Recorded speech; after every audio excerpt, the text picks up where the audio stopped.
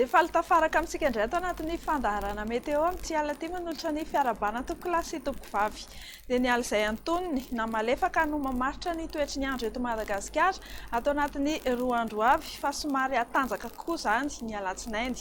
Manaraka izany dia ahitana ny mpampiasa ranomasina eo anelanelan'ny Morombe sy Taolagnaro mba tsy hivoaka an-dranomasina aloha fa misy ny alon-drano avy any atsimo andrefana izay ahina ampiti-doza manomboka ao amin'ny Rapitso. Aza tonoina ihany koa ny manaraka ny toromarika izay omeny ny manam-pahefana eny fotony. Dia izay no ela indro tolotra anao manaraka izao ny hivina ny toetry ny andro amin'ny Rapitso sabotsy 17 ny volana Jona 2024. Ho amin'ny maraina aloha dia ho mafimafy ny fitsokan'ny rivotra ny amin'ny morontsiraka avaratra andrefana sy avaratra atsinanan'ny Madagasikara. Dia miandrandra orana malefaka ny faritra Antalaha, Analanjirofo sy Toamasina iny. Somary aka endrika tandrifin-drahona kosa izany any atsimo andrefana, Anosy sy Androy.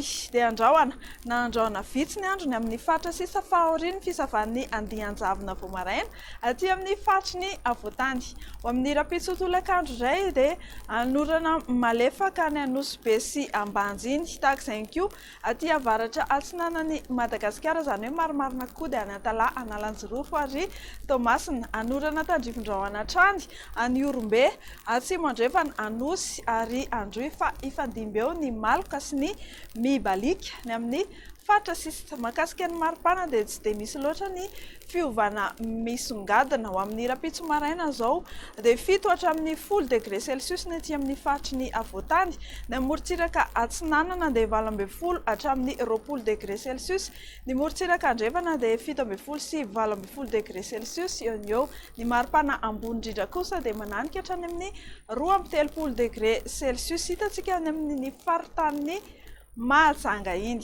Afaka 27 ora indray, izany hoe ny 14 Jona 2024 dia ny fisian'ny Andianjavona Voamaraina aty amin'ny faritry ny Avoatany no tena hita misongadina fa hisava miandalana izany. Mipoitra tsikelikely ihany koa ny orana malefaka aty amin'ny atsimo atsinanan'ny Madagasikara aty ary ho maina ny andro amin'ny ankapobeny amin'ny faritra sisa. Mahakasika ny maripana dia tsy dia miova loatra ny taremarika raha oharina tamin'ny 420 ora ho avy. Amin'ny 15 Jona 2024 indray dia hisitraka orana ny morontsiraka atsinanan'ny Madagasikara iray manontolo manomboka any amin'ny faritra Savary mipankatra any amin'ny distrikany Taolagnaro iny.